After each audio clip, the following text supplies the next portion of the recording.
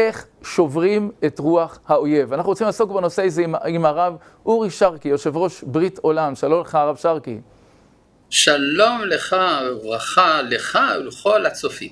חברים, הנופש של ערוץ טוב, של היחידה של ערוץ טוב, נשארו כ10 חדרים עוד, ואתם מוזמנים לתפוס ככה את מה שנותר עוד ולהתחבר אל 2-3 של דיונים, ויכוחים ביחד, לשמוע מרצים מעניינים, לפתח את הראייה הציבורית שלנו ביחד, וזו בדיוק ההזדמנות שלכם. הצטרפות ליחידה כאן מתחת לנגן, וחברים, בשורה חדשה, ערוץ טוב פלוס, חוויית צפייה שלא הכרתם. אני ראיתי את הערוץ החדש הזה, באמת נפלא, ערוץ טוב פלוס, כך זה נקרא. זה בעצם נועד לצ'פר את התורמים של ערוץ טוב, תומכי ערוץ טוב. מי שתומך בערוץ טוב ב-18 ש"ח ומעלה יוכל להיכנס לערוץ הזה וליהנות מתכנים בלעדיים, מחוויית צפייה יוצאת דופן. האתר מסודר לפי נושאים, לפי מומחים, כדאי מאוד. אני רוצה לקחת אותך למחוז, לאמירה שלא כל כך נשמעת, הייתי אומר בשום מקום, ואני רוצה לקחת אותך למקום הזה. האם נכון לומר שכשבן גוריון החליט לתדהמתם של גדולי ישראל, גדולי התורה באותה תקופה, לזנוח את משפט התורה ולקחת את משפט אבות אבותיו של ארדואן עם משפט אבותיו של הנרי השמיני, ובעצם לסגל אותם להיות המשפט הישראלי, משפט נטול שורשים, שכשאזרח מגיע לבית המשפט זה לא ברור לו שזה בכלל המשפט שלו, כי לא יודע מאיפה הביאו את המשפט הזה. ויכול להיות שמה שאנחנו רואים מול עינינו, זה בעצם ברגע שאתה מתנתק משורשי המשפט הלאומי שלך, לאן תגיע? בסוף זה הגיע למשפט פרוגרסיבי, שיש בו מוטיבים אנטי-ישראליים. האם אתה מסכים עם האבחון הזה? ממש לא.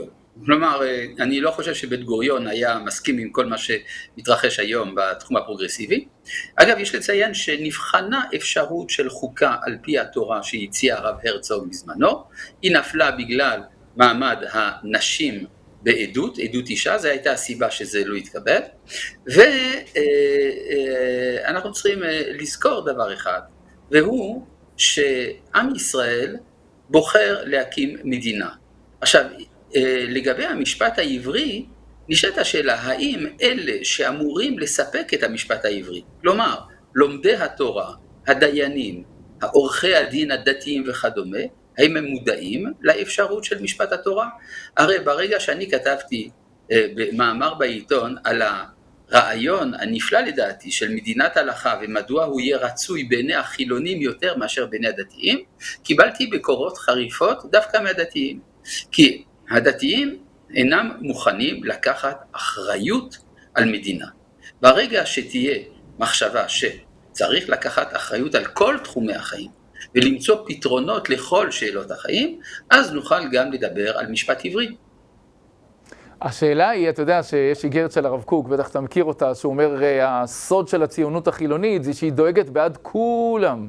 והוא אומר שם, דווקא זה אגודת ישראל, שם באותה איגרת, הוא כותב להם, אנחנו לא יכולים לדאוג ולהגיד, זה שלנו, אנחנו דואגים על זה, זה לא שלנו. וזה בדיוק האמירה שלך, שאנחנו אסור לנו להיות סקטוריאליים, לא משנה עם כיפה או בלי כיפה, כולנו צריכים לדבר בעד כולם. האם אתה לא חושב שהשעה היום הרבה יותר כשרה ללקיחת אחריות של משפט מסורתי, מקורי, ישראלי, בחלק מהתחומים? לדוגמה, הקמת מערך ממלכתי, בהתחלה, בדיני ממונות, אבל מערך ממלכתי.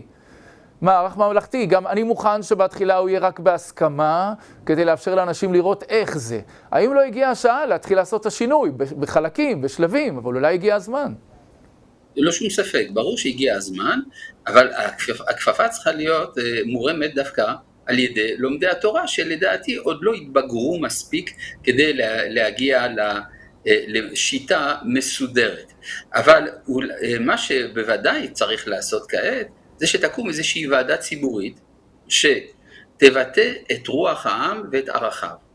ואז נוכל לסדר מחדש את מערך היחסים בין הרשויות במדינת ישראל, באופן שהוא לא יהיה רק נקי מדורסנות של מערכת המשפט, אלא הוא יהיה גם נקי מדורסנות של אידיאולוגיה, ושבסופו של דבר בית המשפט יעשה את מה שזה תפקידו לעשות, לשפוט על פי החוקים של הכנסת.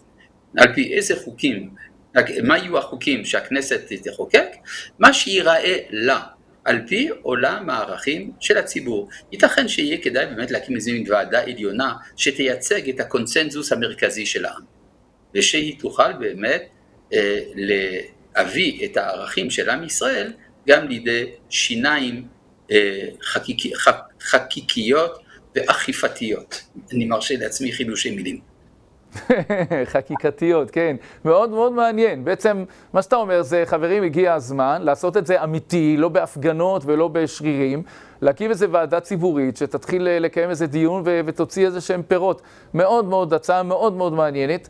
אבל אני רוצה לשאול אותך, אתה יודע, חמאס הוא לא מודע לתהליכים הפנימיים אצלנו. כשאתה אומר לדוגמה, בוודאי שניקח להם שטח, את זה שזה לא נאמר על השולחן, זה יהיה בסופו של דבר. מבחינת חמאס, מה שהוא שומע זה שלא ייקחו שטח. מבחינת חמאס, מה שהוא רואה זה ויכוחים בתוך ישראל, הוא לא יודע לתרגם אותם, שזה בעצם תהליכים של תיקון, של התעלות של החברה הישראלית, של התגבשות שלה מחדש.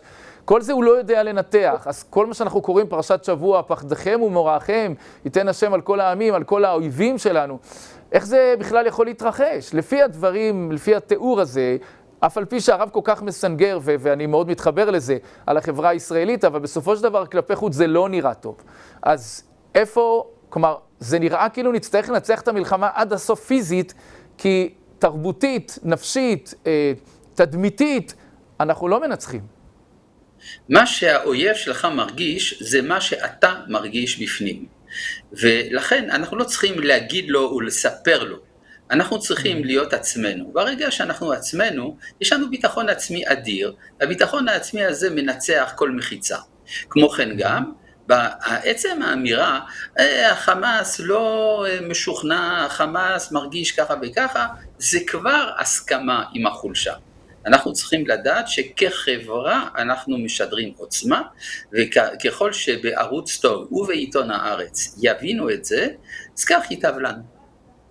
כן, כלומר באיזשהו מקום, מה שאתה אומר לנו חברים, צריך בעצם סבלנות. אתה אומר, צריך סבלנות. אנחנו נמשיך, אם חמאס מבין או לא מבין. ביטחון עצמי. ביטחון עצמי, ברגע שיש לך ביטחון עצמי אתה מנצח. וואו, מאוד יפה, מאוד יפה. אז בעצם מעניין, שאומר שהתיקון לדעתך איננו דווקא הפתרון של כל הייתי קורא להם במילה עדינה, כל ההתכסחויות בתוך החברה הישראלית, אלא יותר ביטחון בכך שאנחנו חברה שמסוגלת לנצח, חברה שבעצם נמצאת בתהליך תיקון, להסתכל על עצמנו באור יותר טוב, זה בעצם מה שאתה מציע. באור יותר טוב, גם בערוץ טוב. גם בערוץ טוב, בוודאי, אנחנו תפקידנו רק לשאול שאלות. אבל הנה, ברוך השם, יוצאים דברים מאוד מאוד טובים מדבריך. הרב שרקי, כל כך נעים לראיין אותך, אני מוכרח להגיד שהייתי רוצה להמשיך עוד ועוד, ממש תענוג לשמוע אותך. תודה רבה. תודה רבה לך ולכל המאזינים. תודה רבה.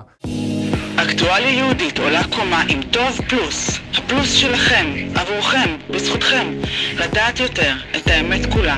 בערוץ עצמאי, לאומי, יהודי, בחוויית צפייה שלא פגשתם. הצטרפו היום